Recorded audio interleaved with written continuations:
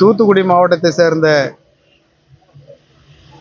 கவின் என்கின்ற பட்டதாரி இளைஞரை நெல்லை பாலங்கோட்டையிலே சுர்ஜித் என்கின்ற இளைஞன் வெட்டி படுகொலை செய்யப்பட்டிருக்கிறார்.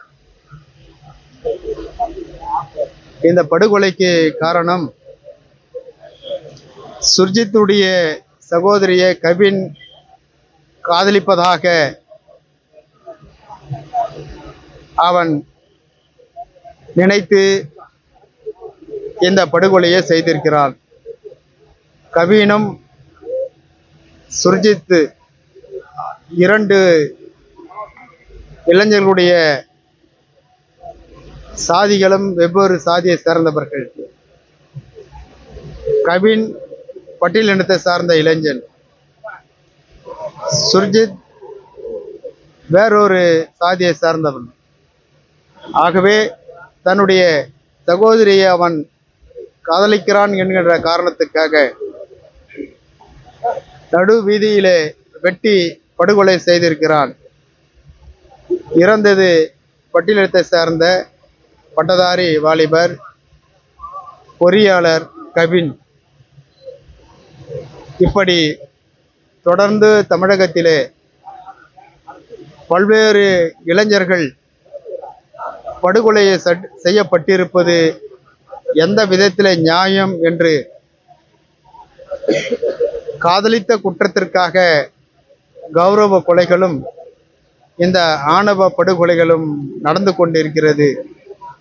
இதை இந்த அரசு உடனடியாக தடுக்க வேண்டும் என்று புரட்சி பாரதம் தமிழ்நாடு முழுக்க அனைத்து மாவட்ட தலைநகரங்களிலும் அரசினுடைய கவனத்தை ஈர்க்கின்ற வகையிலே இந்த ஆர்ப்பாட்டம் நடைபெற்று கொண்டிருக்கின்றது.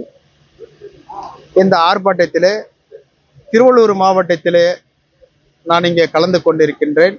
மற்ற மாவட்டங்களிலே நம்முடைய தலைமை நிர்வாகிகள் கலந்து கொண்டிருக்கிறார்கள்.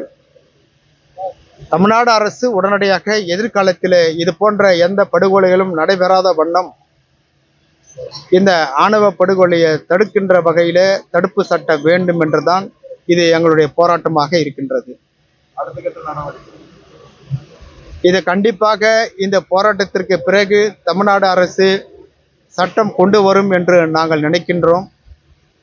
அப்படி இல்லை என்று சொன்னால் கண்டிப்பாக ஒவ்வொரு மாவட்டத்திலும் மீண்டும் எங்களுடைய போராட்டங்கள் என்ன போராட்டங்கள் என்பதை நாங்கள் எங்கள் செயற்குழு கூட்டத்தில் கலந்து பேசி அன்றைக்கு அறிவிப்போம்.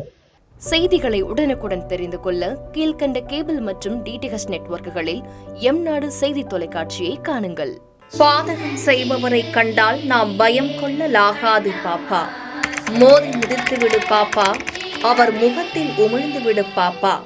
அண்மை செய்திகளை உடனுக்குடன் தெரிந்து கொள்ள இணைந்திருங்கள் எம்நாடு தொலைக்காட்சியுடன்.